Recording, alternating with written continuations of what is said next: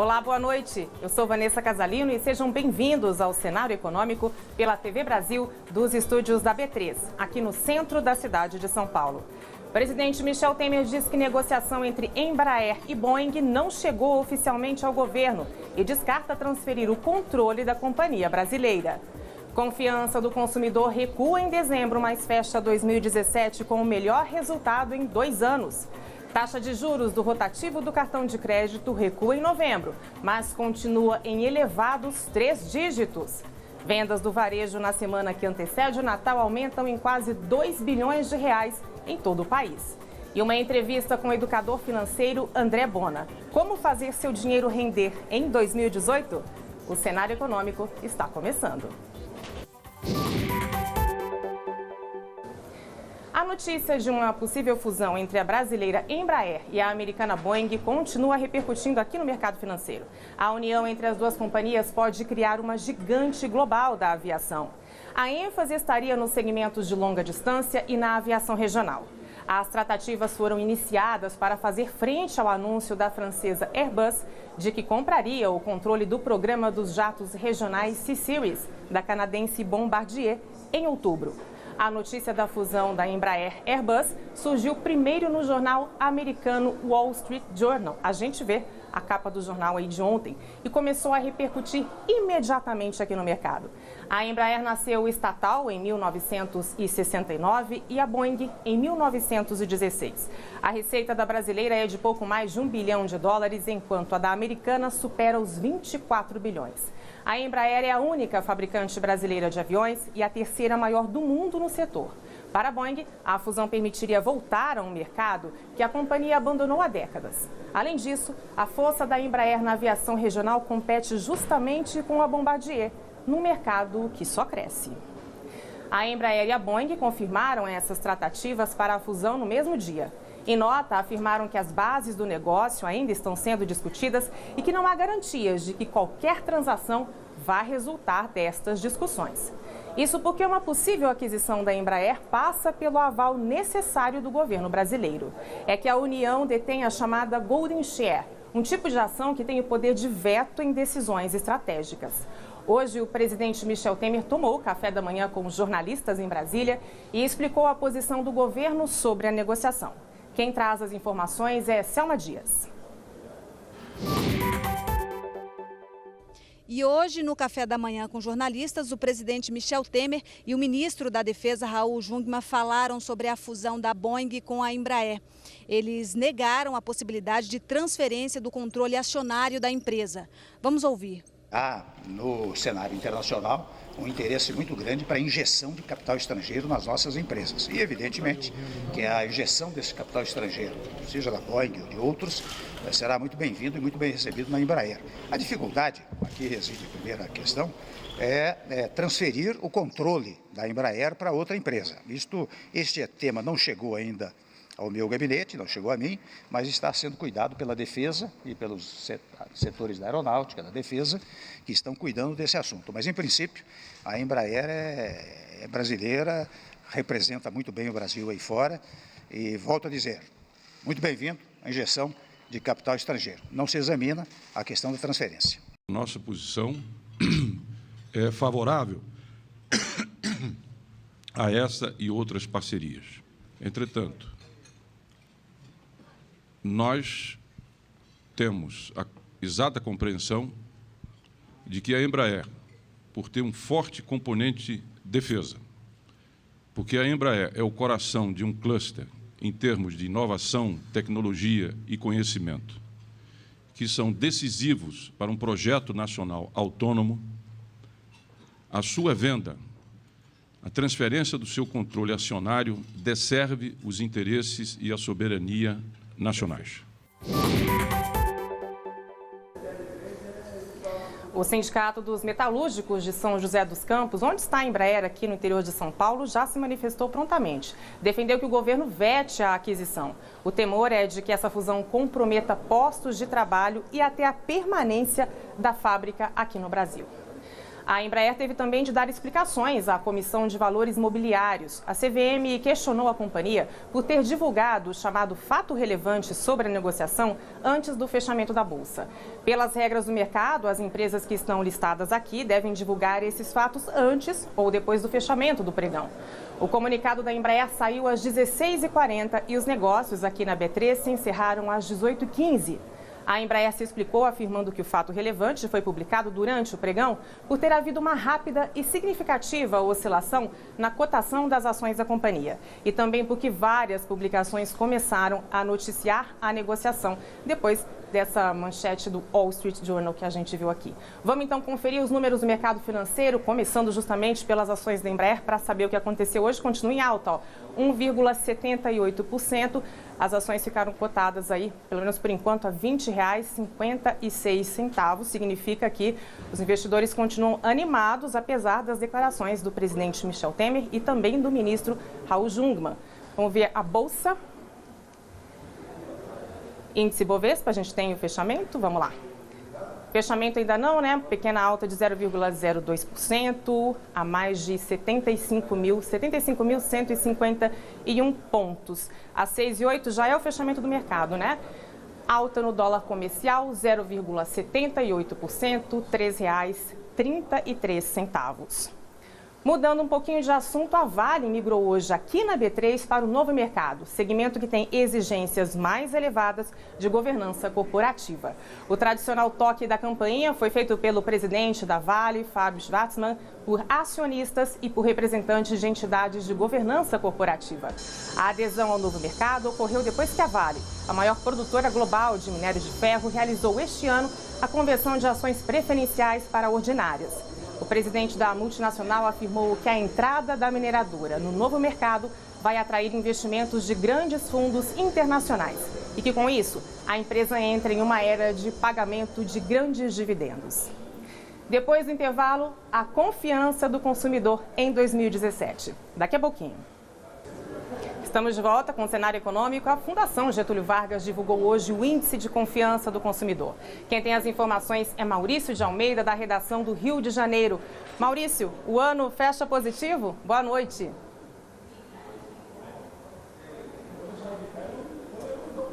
Olá, boa noite, Vanessa. Pois é, a Fundação Getúlio Vargas divulgou essa pesquisa informando que no mês de dezembro houve um recuo pequeno de 0,4 ponto.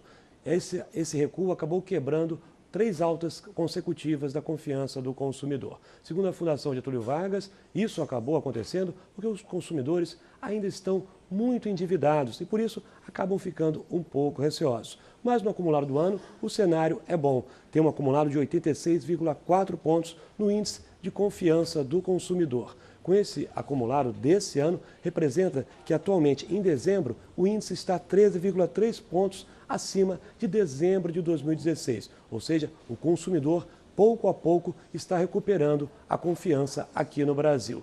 Falando sobre os outros anos, esse índice é melhor que 2016 e também melhor que 2015. Em relação à perspectiva futura da economia, teve também um aumento de 2,1 pontos essa perspectiva do consumidor achar que a economia vai melhorar proximamente. Em relação aos próximos 6 meses, a melhora foi ainda maior, de 3,4 pontos. Ou seja, os consumidores estão apostando que 2018 vai ser um ano melhor para a economia.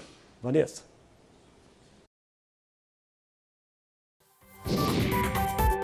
A gente torce muito para que seja mesmo, né, Maurício? Obrigada. E falando em consumidor, a gente lembra logo dele, o cartão de crédito. O Banco Central divulgou a taxa média cobrada no rotativo do cartão. Essa divulgação foi feita hoje.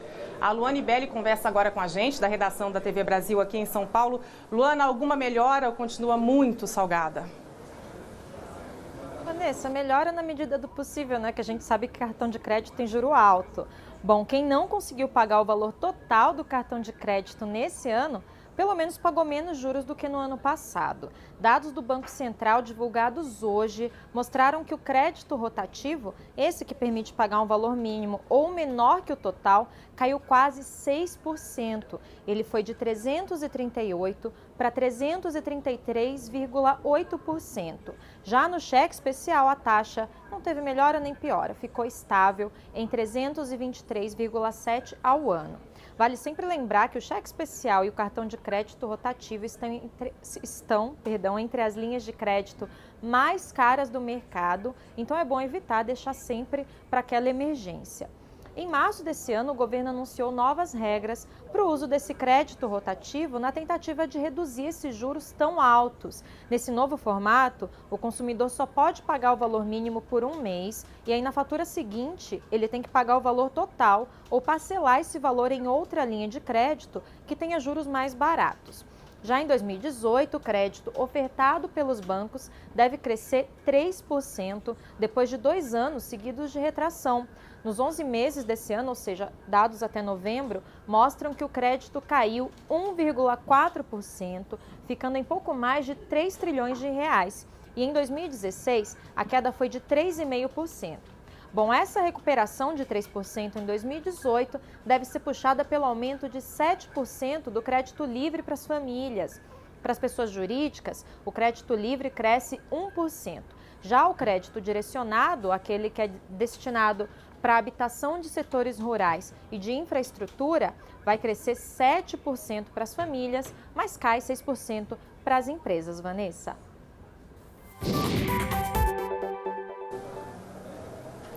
Nunca é demais, né, Luana, lembrar que com essa taxa aí é sempre bom ter cuidado, porque é um crédito muito fácil passar, então sempre vale o alerta, né? Obrigada, Luana. E se depender do indicativo desta semana, o Natal vai ser aquecido. As vendas do varejo brasileiro agora, nessa semana que antecede o Natal, superaram em 1 bilhão 900 milhões de reais o total vendido no mesmo período do ano passado. O dado é da Federação do Comércio de São Paulo. E essa estimativa para o faturamento de 14 a 21 de dezembro foi feita com base nos dados da Boa Vista SCPC. Os shoppings contam com uma alta de 7% nas vendas, essa é a expectativa, o que deve refletir em aumento de contratações, segundo essa previsão. E levando em conta todo o mês de dezembro, a FEComércio espera que o faturamento do varejo deve crescer pouco mais de 7 bilhões de reais em relação ao ano passado. E em poucos dias, estamos aí em poucos dias de 2017, o ano está ficando para trás. 2018, ano novo, novos projetos. Para muitos, vai ser aquele ano de trocar de carro, trocar de casa ou até de carreira. Algumas coisas já estão no automático, como, por exemplo, o IPVA, as compras escolares e os pagamentos de contas do fim do ano. Já estão pesando, não tem o que fazer, né? Mas será que as pessoas estão preocupadas em guardar um pouco, garantir reservas para eventuais necessidades? Será que a hora é essa para se preparar para isso? Quem nos orienta é o educador financeiro André Bona. André, boa noite. Boa noite. Enumerei algumas despesas, né, que a gente já espera para esse começo de ano, mais as compras de Natal, mais alguma viagem que dá para fazer no Réveillon. Agora é hora da gente pensar em investir em 2018 ou pode dar uma folga? Não, não tem folga. Não tem folga. Nunca pode parar de acumular uma reserva justamente para suprir essas necessidades.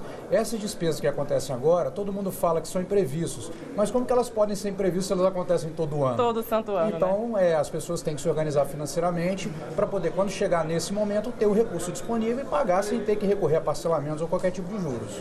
Agora, o que é mais importante? Quem tem dívida e muita gente está endividada, tem que se livrar delas antes de pensar em tentar fazer algum malabarismo aí para investir? Sem dúvida alguma. É porque o endividamento ele é muito mais caro do que o retorno que o investimento pode dar. Então, a primeira forma da pessoa ganhar já, digamos assim, é matando as dívidas. Então, a política de endividamento zero é a mais saudável para o indivíduo depois começar a acumular recursos e ter um orçamento equilibrado. E agora vale aquela dica de trocar o crédito? A gente acabou de falar aí, né, do cartão de crédito, taxas altíssimas. É hora de tentar trocar essa dívida para aquela que tem um juro menor? Sim, claro. Quem está endividado e não vai ter como liquidar isso, precisa procurar linhas de crédito que talvez sejam mais alongadas, de menor taxa de juros, que possam caber dentro do orçamento para que a pessoa não fique inadimplente. Agora a gente tem um cenário de inflação muito baixa, né? Mas a gente sente o peso da gasolina, do botijão de gás, sente também o preço da energia elétrica. Inflação baixa, taxa Selic baixa também, juros baixos, né? Quais são os investimentos, então, que a gente deve aplicar em 2018 para que o dinheiro renda, como a gente falou no começo? Perfeito. A primeira coisa que o investidor deve ter em mente é que os investimentos que ele vai fazer devem se basear no planejamento que ele tem. Então, por exemplo, um investidor que precisa de um dinheiro disponível para resgatar em caso de emergência, ele não vai poder fazer investimentos de longo prazo, ele tem que ter investimentos conservadores e vai ter que pegar a taxa de juros baixa mesmo, não tem jeito. Não tem o que fazer. Agora, aquele patrimônio de longo prazo, ele pode se favorecer nesses cenários, especialmente, por exemplo, no mercado acionário, porque juros baixos incentivam as empresas a investirem mais, as pessoas a consumirem mais, possibilidade de aumento de lucro de empresa e as empresas estão listadas na Bolsa. Quando você compra uma ação, você está justamente participando desse crescimento. Então, é uma potencial alternativa. Mas lembrar que investimentação é de longo prazo. Pois é, para que quem está em casa entenda, né? Se a taxa Selic fica baixa, não compensa tanto para os bancos, por exemplo, os investimentos já não remuneram tanto. Mas aí o setor produtivo, que são as ações aqui na Bolsa, por exemplo, aí sim esses ganham impulso. Perfeitamente, porque a empresa vai conseguir tomar crédito mais barato para financiar suas atividades e as pessoas que consomem os produtos dessas empresas também terão mais facilidade para consumir, porque o crédito para as pessoas físicas estará mais barato. Então a tendência é que você entre num ciclo virtuoso, caso todo esse cenário se confirme e continue da forma como tem ido até agora. Agora, muita gente tem medo de investir em bolsa, né? Tem medo de comprar ações e aí acaba ficando ali naquele investimento que o banco oferece. Muita gente continua, inclusive, na poupança. Para 2018, poupança é um bom negócio? Não, a poupança nunca vai ser um bom negócio. Na verdade, você tem o Tesouro Direto, o título Tesouro Selic, que é a primeira alternativa acima da poupança, que sempre vai render mais que a poupança, mesmo tendo o imposto de renda. Então, ficar na poupança não é uma boa alternativa. Quem tem medo de bolsa, porque não tolera as oscilações, e isso é natural, é de cada um, pode optar por títulos de renda fixa, por exemplo, do próprio Tesouro Direto, de longo prazo, como o título Tesouro IPCA, títulos que têm um prazo mais longo de maturação e que aí a pessoa vai se proteger em longo prazo e vai ter um bom investimento com rentabilidade superior. Agora, uma dúvida que as pessoas têm também, leigas, né? Não tem tempo de acompanhar todo dia o mercado, saber como é que as coisas estão. A impressão que dá é assim, se a inflação está em queda e a Selic também está em queda, eu vou investir nesses títulos, eu não vou perder dinheiro? Não, você pode perder dinheiro. Por quê? Porque esses títulos que eu mencionei, eles são títulos que eles têm a taxa pactuada até a data de vencimento. Então, se vai vencer daqui 20 anos, ou 10 anos, ou 5 anos, você tem a garantia dessa taxa lá na data de vencimento. Mas da data da compra até a data de vencimento, esses títulos podem oscilar conforme o mercado. Então, o investidor precisa fazer isso programado para levar para o vencimento. E aí, a perspectiva da Selic em queda, por exemplo, já não é uma garantia de que ao longo prazo esse meu investimento vai ter uma remuneração menor? Se você trava a taxa agora, não. Porém, o importante é entender o seguinte, a rentabilidade do investimento não deve ser olhado pelo investidor pela rentabilidade nominal, rendeu X por ano, mas sim quanto que ele rende acima da inflação. Porque o que é a inflação é apenas correção do poder de compra. O que vem acima é que é de fato rentabilidade. Agora, aqueles investimentos que os bancos oferecem para a gente, tanto em renda fixa, tem lá a taxa de administração, muita gente recomenda então para que você, né, abuse da concorrência, busque de repente corretoras menores, mas a pessoa fica em dúvida, né? Porque é o dinheiro que ela tem ali guardado, poupadinho, de repente vai tirar da instituição que ela tem confiança para colocar em outro lugar. O que é que você recomenda em relação a esses títulos aí, ou essas rendas fixas dos bancos? Isso acontece especialmente nos títulos, nos fundos de investimento, nos planos de previdência, que você tem a taxa de administração que é cobrada. Então ele tem que comparar, o investidor tem que comparar para ver se aquela taxa que está sendo ofertada é compatível com o mercado. Já nos CDBs é importante ele saber qual é a remuneração daquilo e comparar com outras. Hoje tem sites na internet que você dá um Google e vê quais são as taxas praticadas em várias corretoras ao mesmo tempo e aí você pode ver se aquilo está adequado. E compensa migrar para elas? Compensa na maioria dos casos, sim. Vale a pena, hein? Vale a pena. Alguns investidores preferem continuar no seu banco e isso também não está errado, mas muitas vezes ele vai ter retornos inferiores. Agora, quem está planejando trocar de carro, por exemplo, está juntando dinheiro para comprar o imóvel, né? A gente teve algumas mudanças, por exemplo, no mercado imobiliário esse ano, né? Financiamento, principalmente pela Caixa. O que é que mudou? E aí, quem está se planejando para comprar um imóvel, essa pessoa deve estar observando o que daqui para frente? Então, olhando para o planejamento pessoal, quem está se planejando para, por exemplo, trocar de carro, se isso for feito nesse ano, ele vai ter que fazer aplicações conservadoras porque ele vai precisar do dinheiro a qualquer momento. Então, não adianta olhar a bolsa, título de longo prazo, nada disso. Ele vai precisar do dinheiro já já.